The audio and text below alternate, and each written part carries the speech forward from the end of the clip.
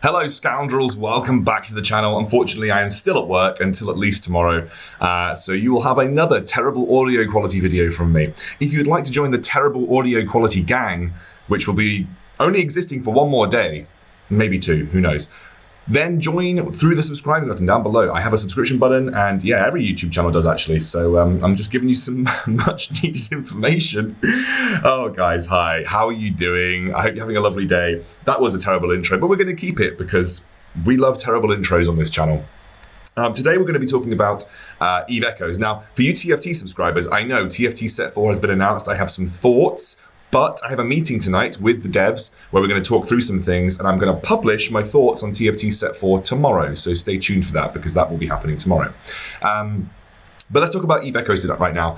Someone actually mentioned, I would love to see you actually talk about something called speed tanking, because there is a very efficient way to farm ISK using a very low cost setup. So I'm going to talk a little bit about my setup and what you need to do to make this low cost setup work for you in terms of farming anomalies and farming encounters. So the ship that we're flying is a Condor 2. You can find these on the market for around 1.2, 1.3 million. They are very cheap ships. They're a Tech 4 frigate, and they have a roll bonus of being essentially an interceptor type thing, where you have a minus 80% stasis weather fire capacitor need and a minus 80% warp disruptor capacitor need, which I'll talk about when we get to fittings.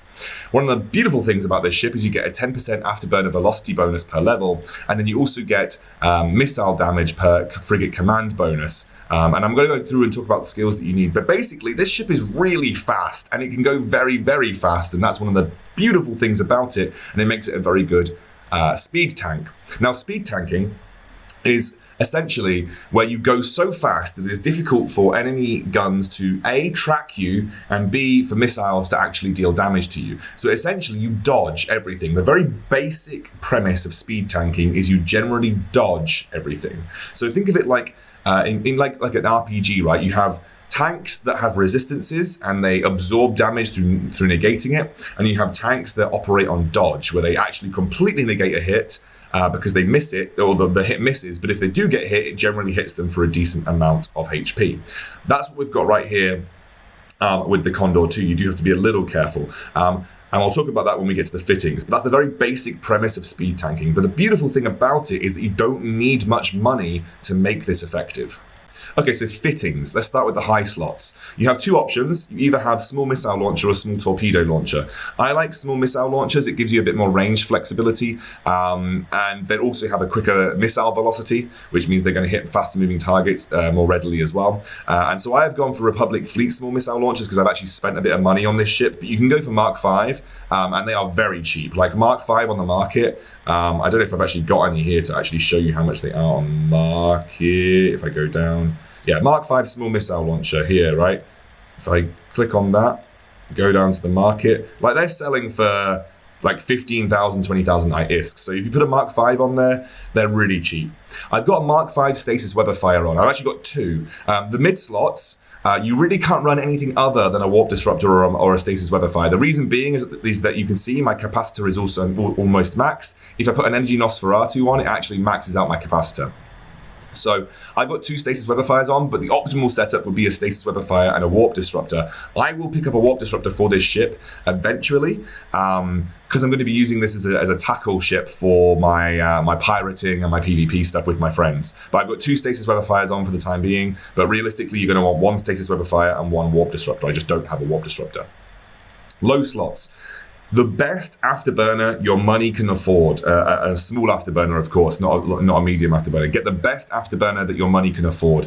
This is all about speed. The most crucial thing for your defense is how fast you're going. And if you get the best afterburner, you're going to be going faster. So I've got myself a Ranger small afterburner, which is very, very good. I'm going to be going very, very fast. And then you have an option. You either take a small shield booster or extender, or I've gone for the more aggressive route, which is the ballistic missile control system for the extra damage. Either or are fine. You would get a little bit more defensive capability out of a small shield booster, but I like the extra damage. I'm going to see how it works. If I take too much damage, I'll switch back to a small shield booster and use that just to be able to absorb some of the damage that I end up taking. There are two options there. I think the safer option is a small shield booster, but like I said, I'm going to try the ballistic missile control system and see how it goes. Rigs. Mechanical rig, auxiliary thrusters, got to go fast. So essentially increasing your base speed. So I'm going faster with my auxiliary thrusters. And then I have the basic 1-2 combo for missile damage, which is warhead calefaction catalyst and bay loading accelerator. Okay, so that's the standard 1-2 combo for missile damage, and that is my fittings. And yeah, so really good kit for this time. I've got 100 DPS, but I'm going to be going very fast, which I'll talk about in a moment. Let's briefly touch on skills. So the skills that you want to be concerned with when it comes to weapons, and I'm not investing too much into this, but it is essentially small missile torpedo operation and small missile torpedo upgrade, because obviously you're using small missiles. So for offensive skills, that is what you're looking for. Frigate engineering and advanced frigate engineering is important, and target management is also a pretty nice thing to have on board. You also might want to put some skills into electronic warfare, for instance, because you are going to be using stasis weather fires. But again, I'm doing this for the purpose of a video, and I'm still invested into cruiser operation, so that's obviously important. Shield operation and advanced shield operation, as long as shield hardening is good. You want frigate defense upgrade as a primary source, as a prime way of increasing your frigate capability, of course. Frigate command, important for the missile damage, as we talked about before, in advanced frigate command. And then afterburner. 5 points in afterburner, you're going to go really fast. You're going to go fast. So we're going to see how fast I go, but I'm expecting to go pretty goddamn fast. So those are the skills that you're going to want to be concerned with when using this particular ship. So we're jumping to the anomaly. I'm going to talk about the few ways that you can think about like kiting in this particular ship. I'm going to zoom out a little bit because it's going to help illustrate my point. But first of all, the first thing you're going to do is you want to do the easy way, which is what I'm doing. You're going to go in, you're going to lock, you're going to set your, you want to set your orbit. So set orbit to 20 kilometers, because that's the range that I have right now. You are then going to choose the largest ship, which in this case is the Stabber. You're going to orbit it, and then you're going to start killing other things. Pop your afterburner straight away, and you're going to ramp up to, by the way, I don't know if I told you, this ship goes real fast, and you're going to ramp up to a very quick speed. You're going to maintain the highest distance that you possibly can, and then you're just going to continue to orbit. And obviously you take a little bit of damage to start with there, but after you start orbiting at max range, you should have very little issue in terms of sort of dodging out the damage that you could be taking. Obviously, we want to take out the frigate because it's the more likely with the smaller weapons, the one that's going to be able to track you more easily. And then you're going to go for the destroyer. So you want to take out the threats first, and you're seeing why actually a shield booster might have been better in this scenario, but I'm going to pop the ballistic missile control system because it's going to help me kill the Thrasher that much more easily. But once you take out the smaller ships, you can see that the Stabber is having a really tough time actually hitting me. Now, why do we orbit at max range? If I could actually go and orbit this guy at the range that I wanted to orbit this guy at, that'd be absolutely fantastic. Why do we orbit at max range? Well, the reason that we orbit at max range is because the one thing that's going to really mess up your day in a speed tank is going to be a stasis weather fire. So if you get within usually 10 kilometers, a stasis weather fire is going to make you have a really bad time. I got hit by something huge there, but I should be able to just outrange the Stabber. It does use medium weapons, and therefore I don't think it should be able to track me when I'm just sort of orbiting it at max range. That's one of the things about speed tanking. And this is why actually I said a shield booster will help you in most scenarios, because you are going to be able to essentially make up for any sort of errors. So this is one of the ways that you can orbit and shield tank, because it's all about orbiting. The other way that you can do it, and I'll show you it in just a moment. I don't personally like doing it because I'm not super confident, but I have a friend who played in the Kestrel and basically did this. And I think, I haven't watched Captain Benzie's Kestrel guide, but I'm pretty certain it would have included something similar to this. And I'll talk about it when the next wave spawns. But essentially, the way that you can go about doing it is zooming out and doing a manual orbit of the group. So you can just have I wish they still had the lines. You know, you can get the lines where it shows you the distance. I actually don't know I don't know how to reactivate those, but you could previously get a manual orbit of the group. I think this Stabber must be trying to chase me because I am not actually orbiting at 20 kilometers, but we killed it, so that's fine. So the other thing that you can do, and it requires a little bit of skill, you've got to try and get this incorrectly, is try and orbit them, like zoom out, and you just kind of like manually orbit them at range. And the best thing to do is like just kind of keep doing this, just keep trying to get away from them and manually orbit them at range. But right now, as you can see, I've actually ended up going very close to them. But you want to kind of manually orbit the group. So it's just all about like manually orbiting the whole group and maintaining like the 20 or so kilometer range. I don't want to stop. Thank you very much, ship. I must be clicking on my ship. But yeah, you're just trying to manually orbit the group. It's a little bit harder to do, and it requires, in my opinion, much more skill. But it also can keep you safer from larger groups. So it's all about just trying to maintain a manual orbit whilst also being in range of your missiles, which I think is very difficult to do. But the easier way to do it is just click orbit and then do it this way. But if you practice and you're able to sort of set this up nicely, why am I going in and orbiting them at like 3 kilometers? This is maybe the most terrible thing I've ever seen my ship do. What on earth are you doing? Okay, I thought I set my orbit to 20 kilometers, but now I'm literally orbiting the stabber at 1 kilometer, which, by the way, orbiting at close range is not the worst thing in the world, but what I would say about it is that if they have a weather fire, you're going to be really slow, or you're going to be slowed at least a little bit. So you have to be a little careful in like speed tanking that you do maintain range, because weather fires are going to make your day horrible.